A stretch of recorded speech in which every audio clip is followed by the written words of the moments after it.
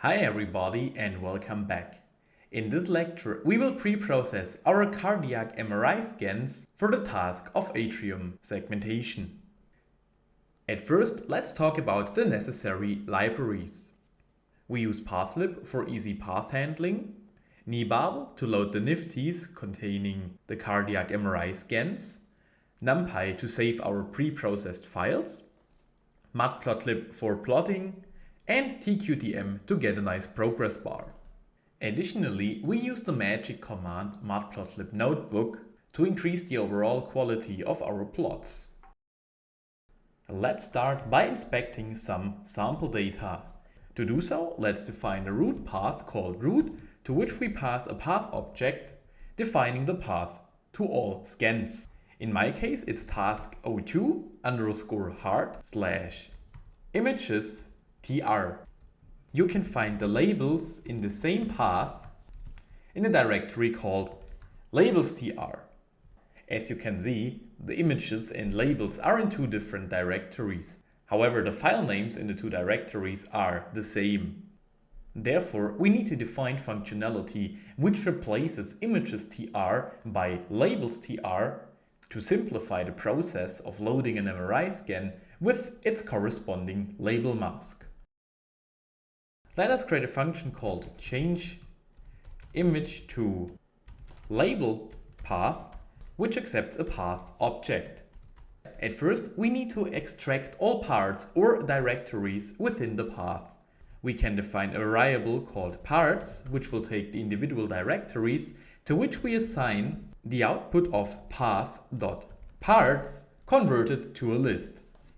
This statement simply returns all directories within a path. When passing the root path to this function, the first element within the list would be task02_hard and the second one images.tr. Next, we need to replace images.tr by labels.tr. To do so, we need to access the index of our parts list, which contains images.tr.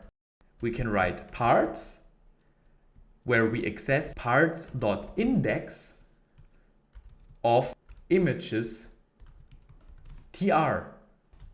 This statement returns the position or index of the string images.tr in our parts list. We can now override the list entry defined by this particular index with labels.tr. Alright, we successfully replaced the path.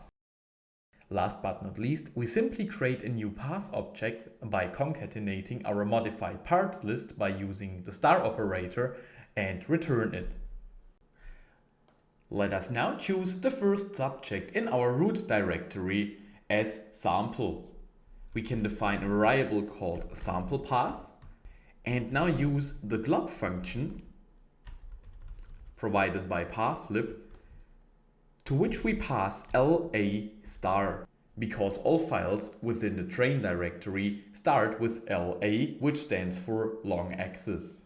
We directly convert the returned generator to a list and simply access the first element in it. Additionally, we can directly store the label path by using our helper function from above. Alright, let us quickly take a look at the sample path and the sample label path to make sure everything worked. Perfect! We can beautifully see how images.tr got replaced by labels.tr. We can now use nibabel.load to load the cardiac MRI defined by sample path and the corresponding label mask defined by sample path label. Additionally, we directly extract the numpy arrays by calling get_fdata on data and label respectively.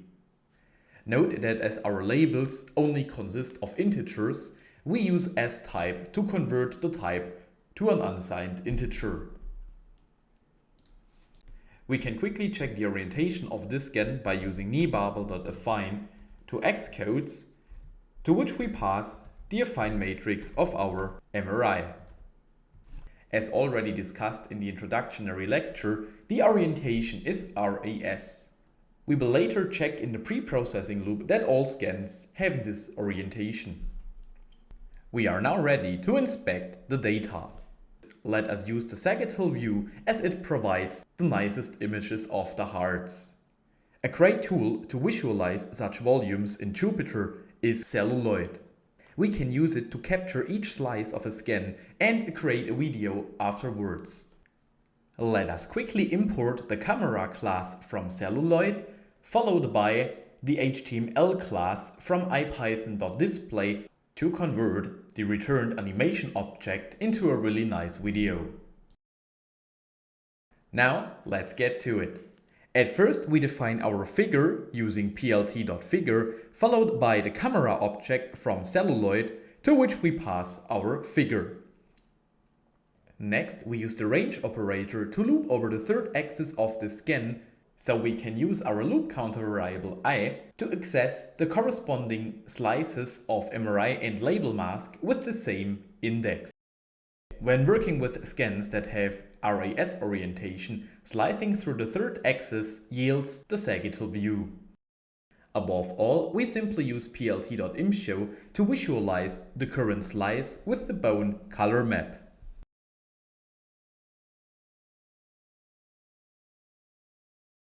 Now let us define a variable called mask underscore to make sure we don't override our original mask object, to which we assign a masked version of our current label slice.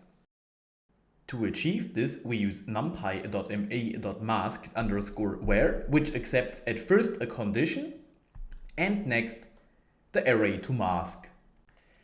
In our case, we want to mask all elements which are 0 so that matplotlib does not display them. We only want to visualize the pixels corresponding to the left atrium. Accordingly, we first pass the Boolean expression that returns true for all elements that are 0 in the current slice and false otherwise. Then of course we pass our current label slice we want to mask. We now use plt.imshow to visualize this mask as an overlay of our current slice with an additional parameter called alpha to allow for some transparency. Let's simply use 0.5. Last but not least, we call camera.snap to store the current visualization. After the whole scan is processed, we simply call camera.animate to create the video. Please note that this rendering process might take some seconds. But when it's done, we have our visualization. Due to the fact that we stored our animation object above, we can now call the HTML function to which we pass animation.to_html5_video. This converts our animation to an HTML5 video and directly visualizes it in the Jupyter Notebook. In this video, we can nicely see that only the pixels associated with the left atrium are visualized. All others are masked and thus not visible. Note that you can also download the video or pause it. Before moving on, we should pause this video and stop the animation above, as otherwise Jupyter might sometimes stall. Alright, now we are ready to pre-process our dataset. We will continue from here in the next lecture. Thanks!